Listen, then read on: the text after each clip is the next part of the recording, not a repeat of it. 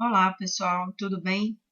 Eu estou entrando em contato aqui para a gente conversar um pouquinho a respeito do tema como sair do vermelho. Essa é a dificuldade e, na realidade, o questionamento de muitas pessoas, o que pode ser feito no dia a dia para você começar a se organizar e sair das suas dívidas o quanto antes. Então, aqui eu relacionei algumas etapas que são muito importantes para todos.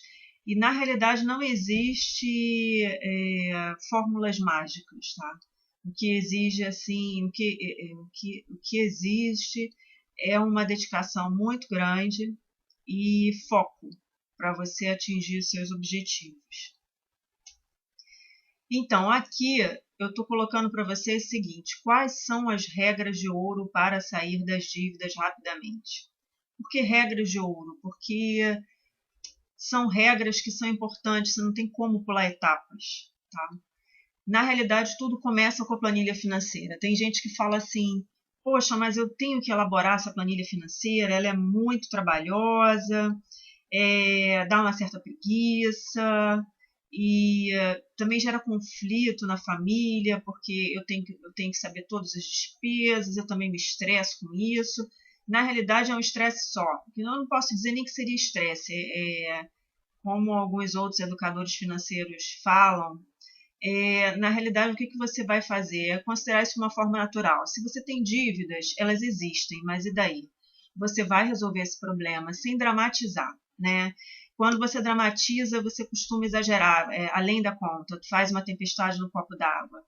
Então, a partir do momento que você já está ouvindo aqui, você já está assistindo esse vídeo, você já está disposto a mudar de vida, né? Então, assim, é o primeiro passo que você está dando. Então, tem que pensar positivo, tem que estabelecer metas e, então, tudo vai começar pela planilha financeira.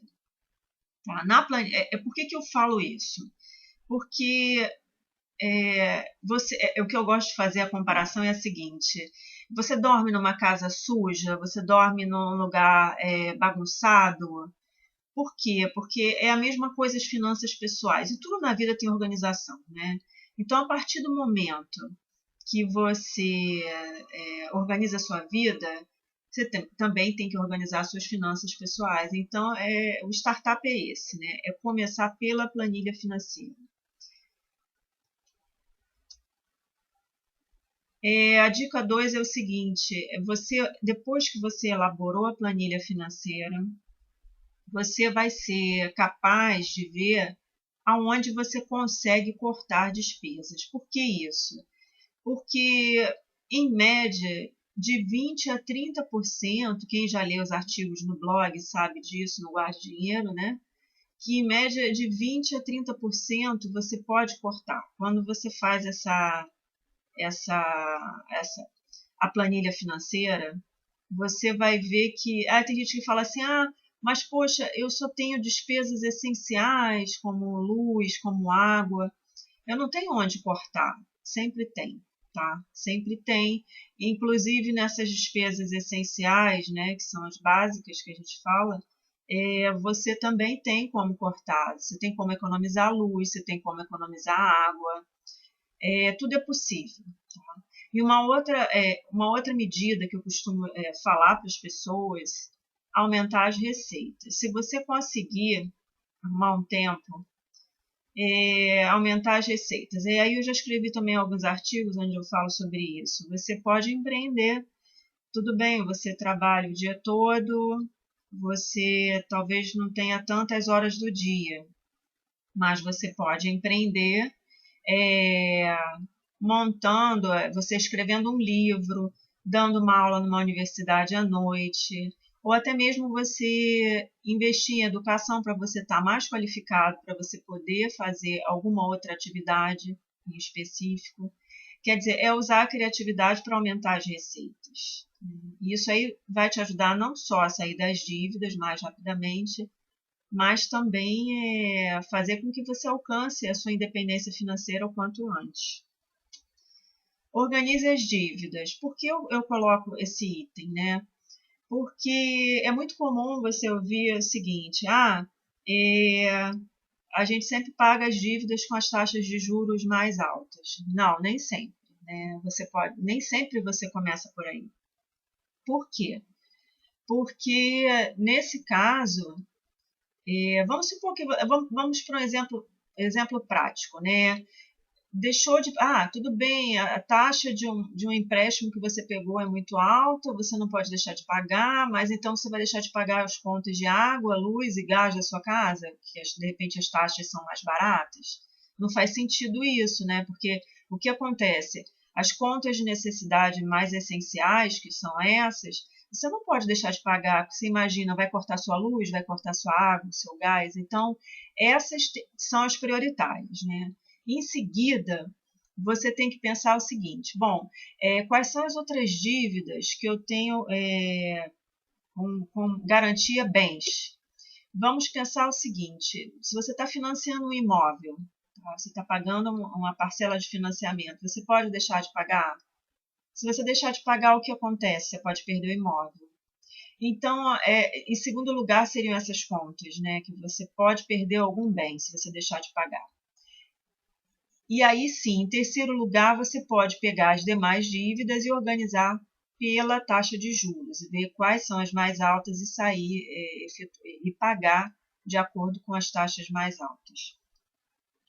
Agora sim, uma outra sugestão que eu dou é você procurar reunir todas as dívidas e realocar em uma só. Porque o que acontece? Às vezes a pessoa tem dívida no cheque especial, pagando taxas de juros muito altas, cartão de crédito, procurar renegociar essas taxas para um empréstimo só, com uma taxa de juros mais baixa. O que as pessoas normalmente fazem é tentar utilizar empréstimos como empréstimo consignado, que é uma taxa baixa, e outras. Aí você teria que pesquisar no seu banco ou até mesmo em outras instituições financeiras o que você pode fazer. E há também, quem já leu alguns artigos lá no Guarde Dinheiro, a opção também de você fazer a portabilidade do seu crédito, tá? Mas vamos seguir. Renegociar as dívidas. Por que renegociar as dívidas? Você deixou de pagar alguma dívida, já está correndo juros sobre isso, sobre esse valor. O que você pode fazer? Você vai começar. Você já organizou a sua planilha financeira, você já cortou as suas despesas, você já sabe mais ou menos, você já sabe o quanto, mais ou menos não, tem que ser exato, você já sabe o quanto você deve, né? Você já sabe agora. Você já organizou a casa, você já organizou as suas receitas, as suas despesas, você já sabe o quanto sobra todo mês para você poder pagar essas dívidas, né? Então, você já organizou as dívidas por prioridade. O que você faz agora? Você renegocia os valores das dívidas. Por quê? Se você renegociar, é melhor ainda, porque aí você já começa a pagar o valor parcelado, mas tenta negociar com um valor um pouco menor. Vamos supor que você viu o seguinte: olha, eu não tenho condições de pagar o parcelamento de uma determinada dívida. Então, o que você vai fazer? Você vai pegar e vai guardar. Isso parece ser um contrassenso, mas na realidade não é, tá? Em torno de 10% todo mês das suas despesas, né? O que você vai fazer? Você guardaria esse valor e tentaria fazer uma renegociação da dívida. Bom, não conseguir renegociar, às vezes é necessário, você tem que avaliar o custo, né? Se você entrar na justiça, para você tentar pagar essa dívida na íntegra, né? Isso daí às vezes vale a pena quando a pessoa tem dívidas muito altas, né? Então, há essa alternativa. Veja o quanto você poderá pagar de dívida todos os meses. Isso daí foi o que a gente já falou antes, né? Observe o seguinte: você, quando faz a análise, você vai ver o quanto sobra, né? Do seu salário todo mês para você poder fazer um parcelamento de dívida, para você poder ir quitando as suas dívidas. Então, o que acontece? Quando você faz isso, você tem que tomar muito cuidado pelo seguinte: não pode ter erro aí, tá? Porque, imagina, você se compromete a pagar um parcelamento, você na realidade também perde tempo, né? Para renegociar a dívida, você organizou tudo, e se você de repente fez alguma coisa errada, não calculou direito quanto que sobraria todo mês do seu salário, você não vai conseguir pagar a dívida. Então, quer dizer, você renegociou uma coisa e você não vai conseguir honrar essa dívida. Então, o ideal faça a planilha corretamente para você ter certeza de quanto você poderá pagar todos os meses, né? Outra dica, evitar fazer novas dívidas. Por quê? Porque você, a partir do momento que você quer mudar de vida, você quer alcançar sua independência financeira, você quer ter uma renda passiva, você quer ter uma aposentadoria tranquila, você já está você já está fazendo isso agora, né? Então, se você está conseguindo renegociar suas dívidas, já está pagando elas, por que não começar a criar metas para guardar dinheiro? Tem gente que fala assim, isso é difícil. Não, não é difícil. É uma questão de você ser determinado, de você estabelecer objetivos.